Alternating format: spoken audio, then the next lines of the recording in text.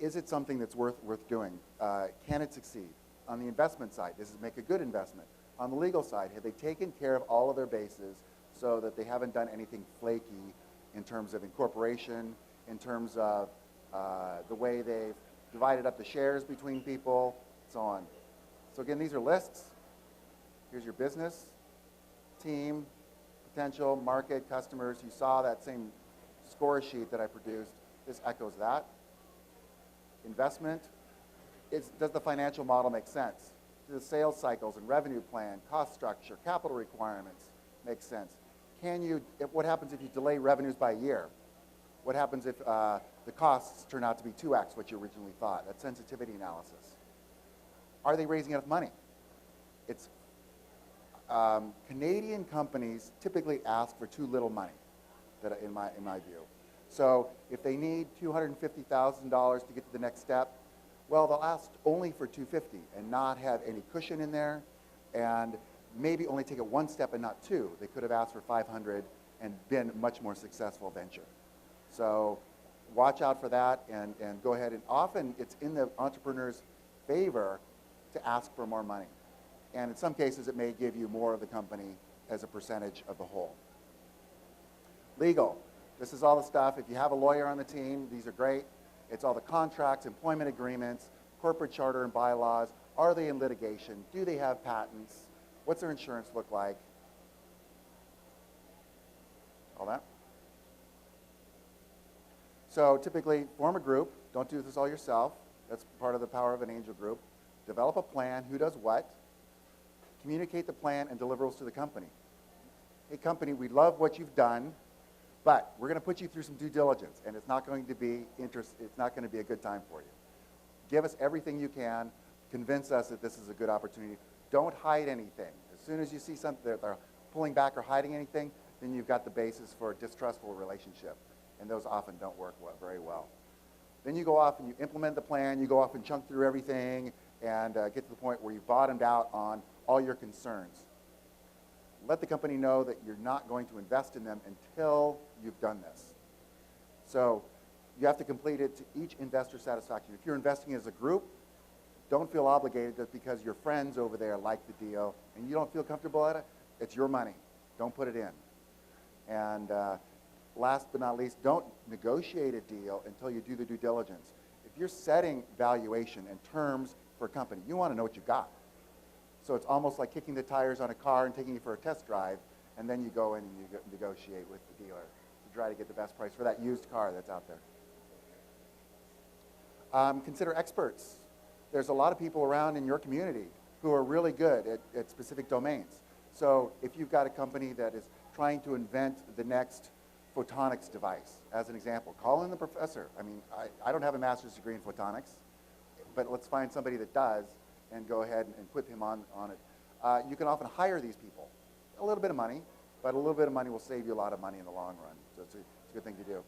Also, as part of your team, I mentioned this once before, lawyers. So lawyers like to do angel deals. They like them because it represents deal flow on two sides. First, if they're successful in doing the due diligence on the company, they may become the representative for that company and earn some money. They may have an opportunity to invest in the company. And they also get to know you, the angel group. And so you'll feed them extra deals if it works out in the long run. So deal structure, there's 3 different kinds. I'll compare and contrast, but there's one where each person, so you're an angel group. Well then, if you decide to go ahead and invest, how do you engage with that company? Well, you as a group, 5 of you can go ahead and place individual investments with that company. You'll each receive a term sheet, and you'll each receive a negotiated deal.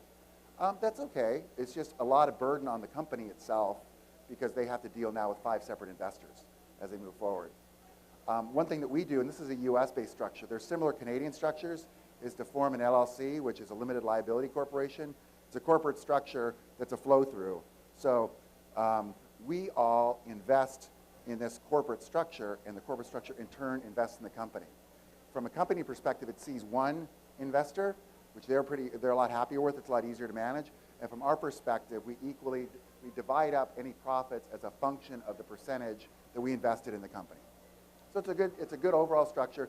in California, it costs like $800 a year to maintain this, and there's some tax implications as well you have to worry about, but it's not that bad. The other is syndication, and this often works if you have another group that you're working with, so a small VC firm or somebody that can actually do all the deal terms, and then you invest potentially in that form.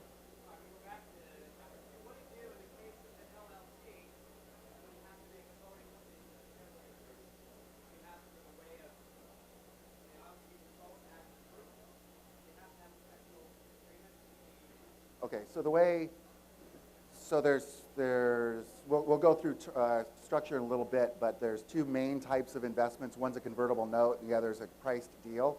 Priced deal becomes a class of stock. The class votes as a single class, of which the LLC may only be a part. So there's voting rights that are spelled out in the actual term sheets that then govern the voting rights of your class of stock versus those above and below you.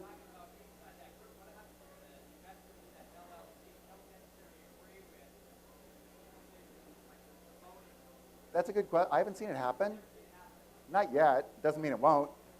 But if you guys, you people, as a group, have gone together and you've already done all the due diligence together and you collectively have decided to invest and you know the strengths and weaknesses of the company, and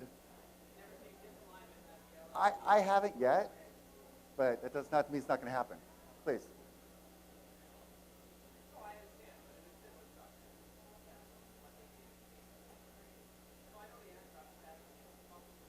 What is, by the way, anybody who knows, what is the structure called here? Okay.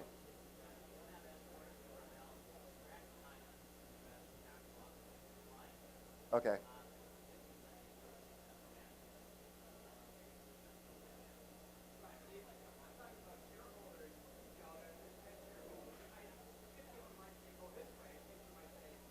I would say if there's a disagreement, basically the LLC has to sit down together and say, how do we vote as a group?